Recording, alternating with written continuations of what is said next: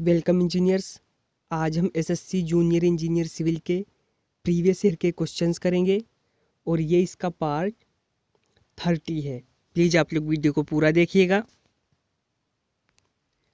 पहला क्वेश्चन है, according to IS 456/2000 side face reinforcement should be provided when depth of web of a beam exceeds.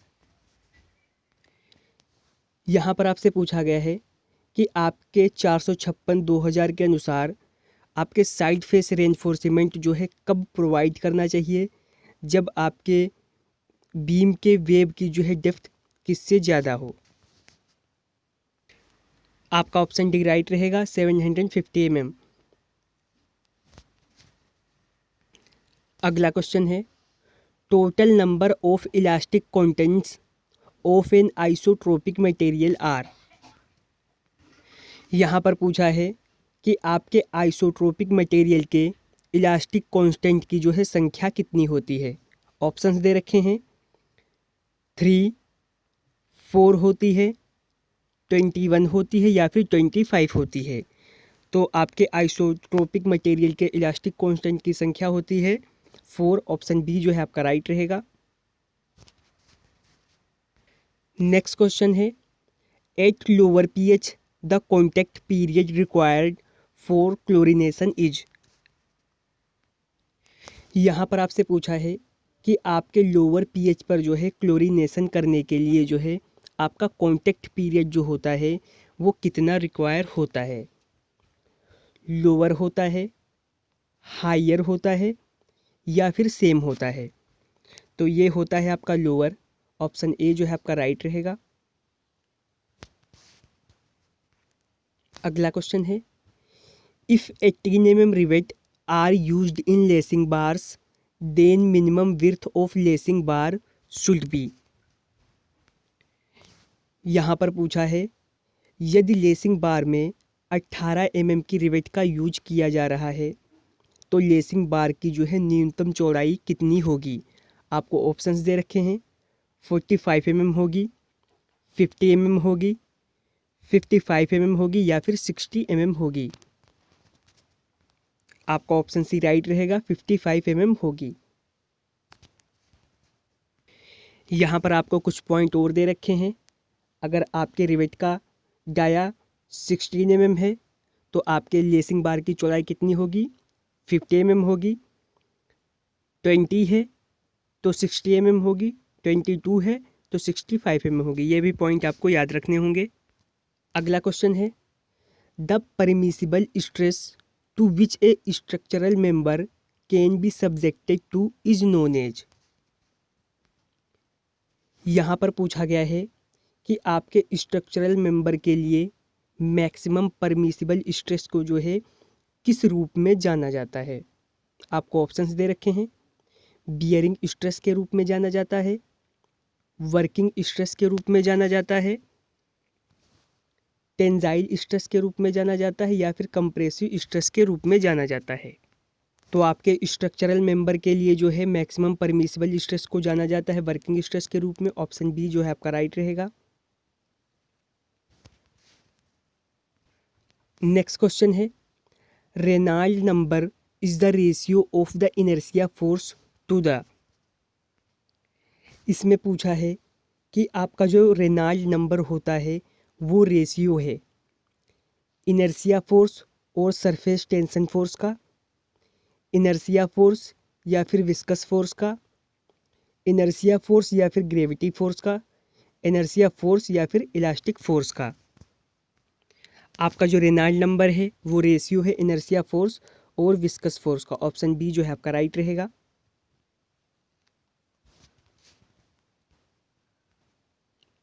Next question है, the flow constant F in Darcy Weisbach equation for head loss in pipes flow has a unit of.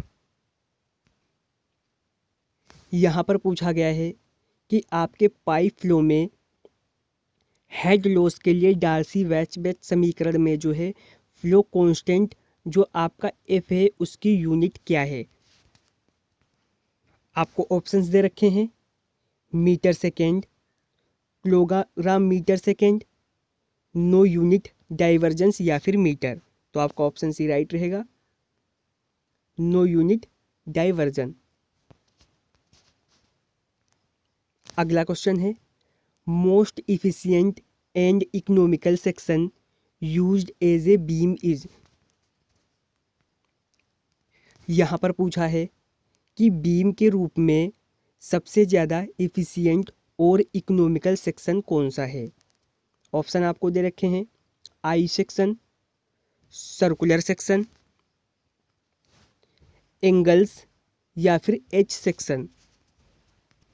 आपके beam के रूप में सबसे प्रभावी और economical section है आई। Option A जो है आपका राइट रहेगा।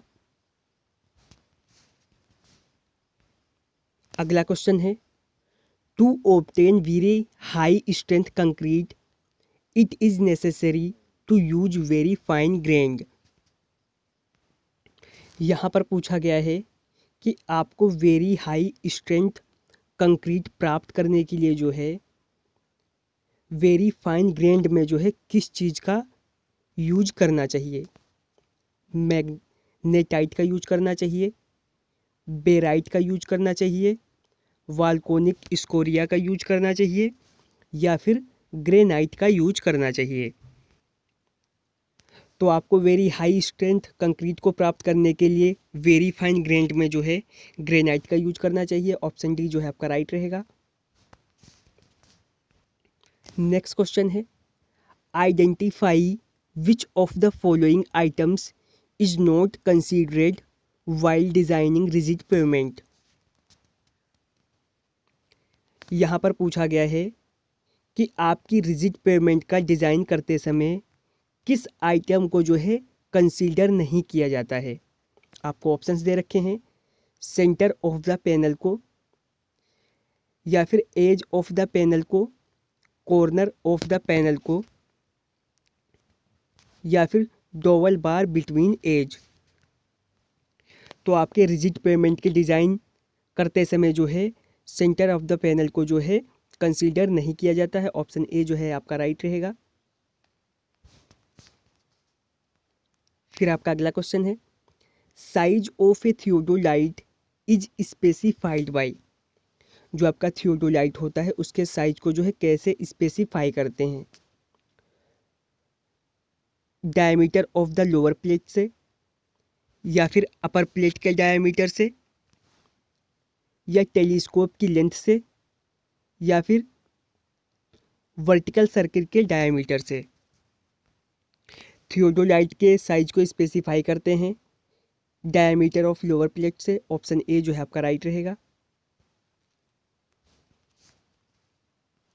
नेक्स्ट क्वेश्चन है, if the plasticity index of A soil mass is 0 the soil is.